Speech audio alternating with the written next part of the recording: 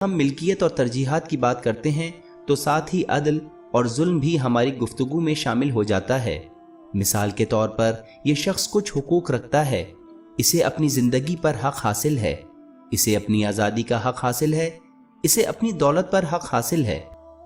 اب اس شخص کے پاس بھی یہی حقوق ہیں اور باقی تمام لوگوں کو بھی یہ حقوق حاصل ہیں۔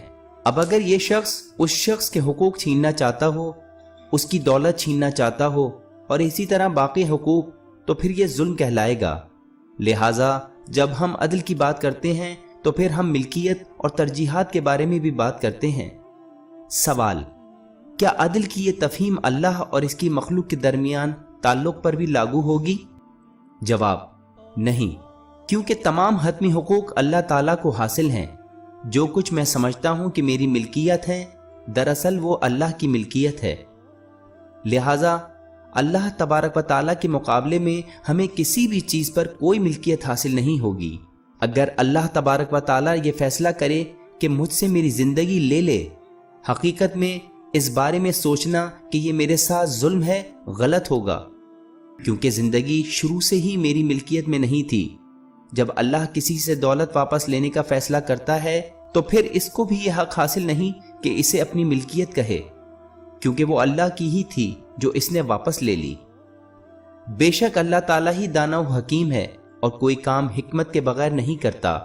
اب ہم سماجی عدل، ملکیت اور ترجیحات کے بارے میں جان چکے ہیں کہ یہ سب اس وقت کسی کام کے نہیں جب اللہ تعالیٰ کی بات کی جائے، کیونکہ وہی حتمی مالک ہے۔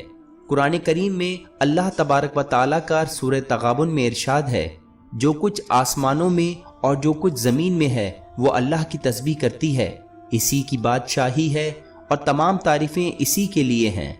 اسی طرح قرآن کریم میں سورہ ہود میں ارشاد گرامی ہے: اور آسمانوں اور زمین میں چھپی چیزوں کا علم اللہ ہی کو ہے اور تمام امور کا رجوع اسی کی طرف ہے۔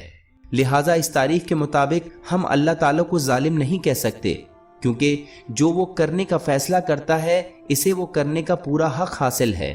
چنانچہ ہم ملکیت کی اس تعریف کے مطابق یہ نہیں کہہ سکتے کہ اللہ میرے ساتھ ظلم کر رہا ہے۔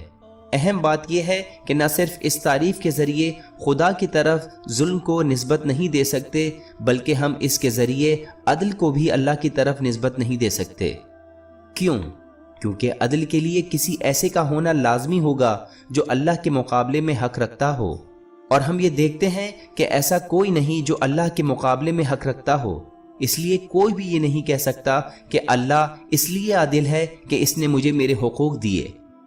اس تفہیم کے مطابق ہم نے عدل اور ناانصافی کو نکال دیا۔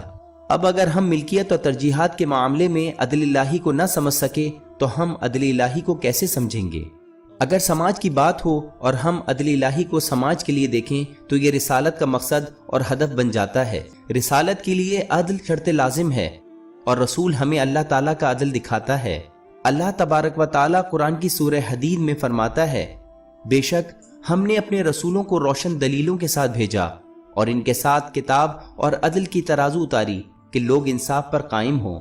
پس ہمیں رسولوں کے پیغامات سے سمجھ آیا کہ ہمیں سماجی سطح پر کس طرح عدل سے پیش آنا چاہیے اور کس طرح کا سلوک روا رکھا جائے، اور اللہ نے ہمیں کس طرح کا سلوک روا رکھنے کا حکم دیا ہے۔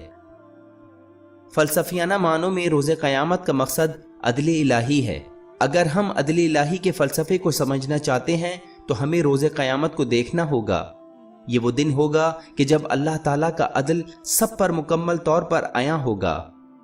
سورہ انبیاء کی آیت 47 میں اللہ تبارک و تعالیٰ کا ارشاد ہے: اور ہم قیامت کے دن انصاف کی ترازو کھڑی کریں گے تو کسی شخص کی ذرا بھی حق تلفی نہ کی جائے گی۔ قرآن کریم سے یہ بات بالکل واضح ہوتی ہے کہ اللہ تبارک و تعالیٰ کسی کے ساتھ ظلم اور جبر نہیں کرے گا۔ اللہ تبارک و تعالیٰ کا سورہ توبہ کی آیت 70 میں ارشاد گرامی ہے: اور خدا تو ایسا نہ تھا کہ ان پر ظلم کرتا، لیکن وہی اپنے آپ پر ظلم کرتے تھے۔ قرآن کریم اللہ تبارک و تعالیٰ کے عدل کے بارے میں تصدیق کرتا ہے۔